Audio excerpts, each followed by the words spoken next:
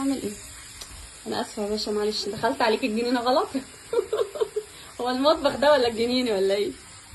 ايوه. طب تعالى كده بس كده ورينا بتعمل ايه.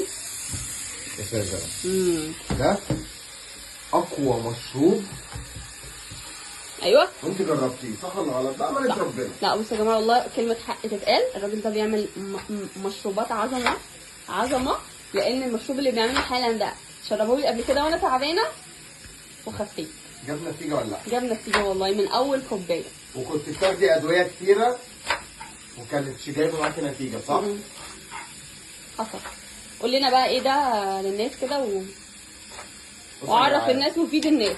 بصوا يا جدعان، المشروب دوت مشروب مغذي جدا. المشروب دوت بقى ايه؟ في الميه دي. لا خلي بالك البقدونس والكرفس لازم يتغسل. لا بس علشان الناس تسمع، وبعد كده بقى اغسله واعمل اللي انت عايزه. دوت المشروب ده كرفس على بقدونس، حزمه كرفس على حزمتين بقدونس على تفاحه خضراء، تمام، على واحده كيوي، كل حاجه خضراء يعني. كل حاجه خضراء. ويتضرب. هتقولي لي بقى المشروب ده بيعمل ايه يا بنداوي؟ بيعمل ايه يا سؤال بنداوي؟ مهم جدا. بص المشروب ده بيعمل ايه؟ اولا بيشيل اي حصوات في المراره، في الكبد، في الكلى، اي مشكله عندك، مشكله في معدتك، مشكله، بيظبط السكر في الجسم، بيظبط كل حاجه. الناس اللي عايزه تخس بينزل الميه المحتبسه اللي في الجسم. ايوه. بينزل كل الكلام ده البطن، بينقي النفس، بيخلي النفس عندك حلو، بيظبط دخولك الحمام وطلوعك بيظبط كل حاجه. اي حاجه محتاجه تتظبط المشروب ده بيظبطها. المشروب ده بقى بنعمله ازاي؟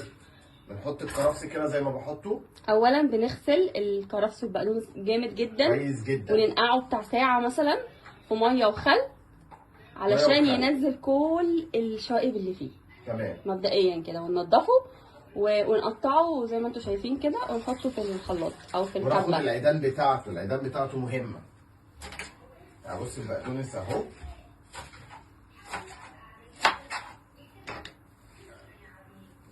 اهو البقدونس. تمام. ناخد حبه بقدونس تاني. يا جدعان الطب البديل، الطب البديل يتحدث، الطب البديل. الطب بالاعشاب. والله العظيم لو مشينا على الطب اللي ربنا خلقه اقسم بالله ما هتاخدي اي دواء. وخلي بالك الادويه دي ما بتخففش قد ما بتضر، كلها بتدخل سموم جوه الجسم. تمام. خلاص تمام. عملنا كده، احنا جايبين التفاحه دي قاطعينها كده كده، جايبينها كده. تفاح اخضر. تفاح اخضر طبعا هننضفه يا جماعه. هننضفه يعني هننضفه أيوة ونشيل البذره اللي فيه كده اهو. تمام. وبس كده عمال يقطع التفاحه. تمام.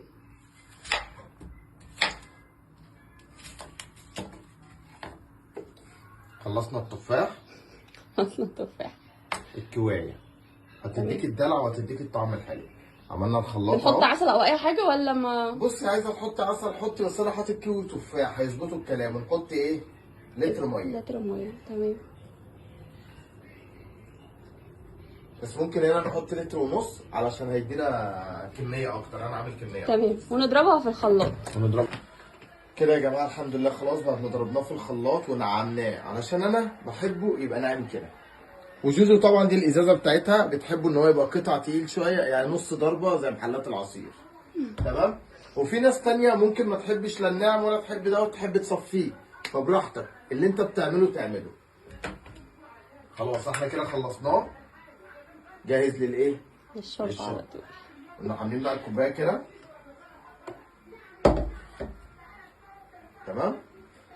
استناكم بقى كده خلاص 100 100. 100 100. استناكم بقى المره الجايه في مشروب تاني يفيد ويغذينا وحاجه كويسه مع بندري حساسين. مع بندري حساسين. اي امر تاني. تسلم يا باهي. يلا.